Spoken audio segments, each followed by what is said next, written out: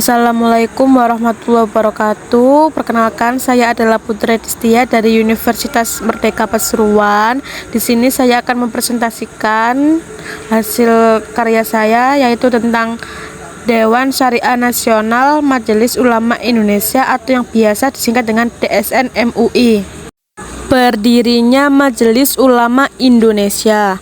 Majelis Ulama Indonesia atau MUI adalah lembaga swadaya masyarakat yang mewadahi ulama, zumara, dan cendekiawan Islam di Indonesia untuk membimbing, membina, dan mengayomi kaum muslimin di seluruh Indonesia.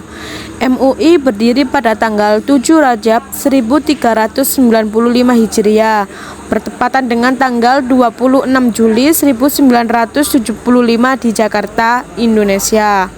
MUI berdiri sebagai hasil dari pertemuan atau musyawarah para ulama cendekiawan yang datang dari berbagai penjuru tanah air, antara lain meliputi 26 orang ulama yang mewakili 26 provinsi di Indonesia pada masa itu, 10 orang ulama yang merupakan unsur dari ormas-ormas Islam tingkat pusat yaitu NU, Muhammadiyah, Syarikat Islam, Perti, Al-Wasliyah, Madhlaul Anwar, GUPPI, PTDI, DMI, dan Al-Ittihadiyah.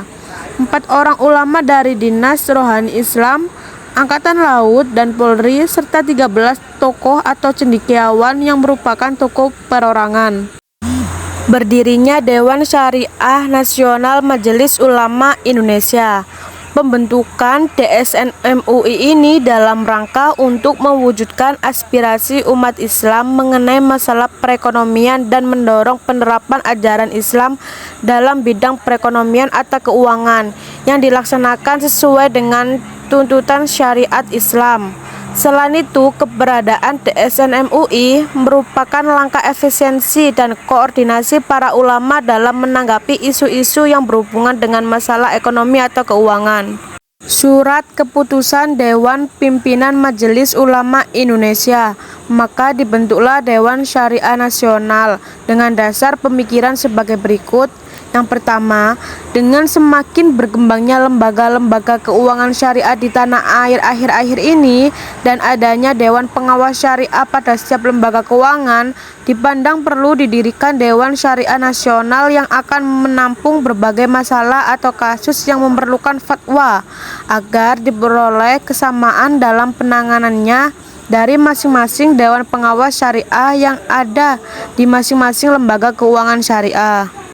Yang kedua, pembentukan Dewan Syariah Nasional merupakan langkah efisiensi dan koordinasi para ulama dalam menangani isu-isu yang berhubungan dengan masalah ekonomi atau keuangan.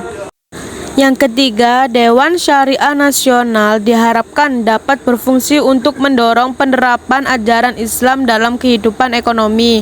Yang keempat, Dewan Syariah Nasional berperan secara proaktif dalam menanggapi perkembangan masyarakat Indonesia yang dinamis dalam bidang ekonomi dan keuangan. DSN MUI ini memiliki tugas sebagai berikut. Yang pertama, menetapkan fatwa atas sistem, kegiatan, produk dan jasa LKS, LBS, dan LPS lainnya. Yang kedua, mengawasi penerapan fatwa melalui DPS, DLKS, LBS, dan LPS lainnya. Yang ketiga, membuat pedoman implementasi fatwa untuk lebih menjabarkan fatwa tertentu agar tidak menimbulkan multi penafsiran pada saat diimplementasikan di LKS, LBS, dan LPS lainnya. Yang keempat, mengeluarkan surat edaran taklimat kepada LKS, LBS, dan LPS lainnya. Yang kelima, memberikan rekomendasi calon anggota dan mencabut rekomendasi anggota DPS pada LKS, LBS, dan LPS lainnya. Yang keenam, memberikan rekomendasi calon ASPM atau mencabut rekomendasi ASPM. Yang ketujuh, menerbitkan pernyataan kesesuaian syariah atau keselarasan syariah bagi produk dan ketentuan yang diterbitkan oleh otoritas terkait.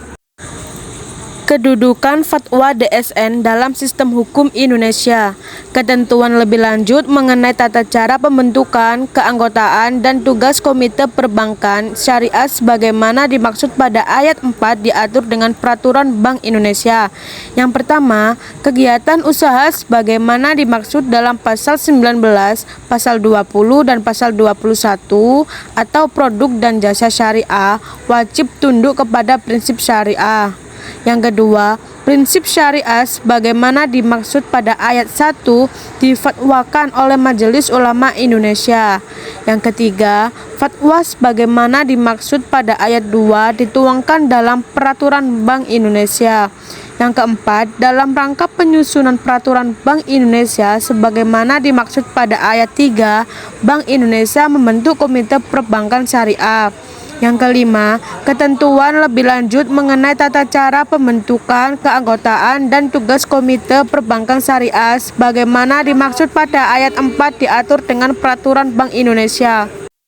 Proses DSN mengeluarkan fatwa mengenai suatu produk, jasa, dan ketentuan setelah mendapatkan suatu permohonan fatwa dari Otoritas Moneter atau LKS. Yang pertama, BPH DSN melakukan pengkajian secara mendalam mengenai persoalan yang dimintanya fatwanya dengan melakukan rapat intensif. Yang kedua, BPH DSN merumuskan draft fatwa untuk kemudian dibahas lebih lanjut dalam rapat pleno DSN.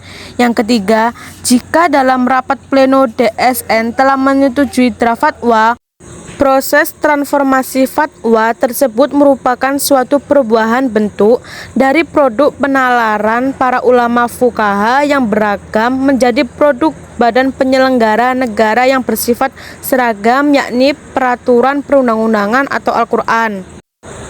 Terima kasih teman-teman, jangan lupa like, comment, and subscribe.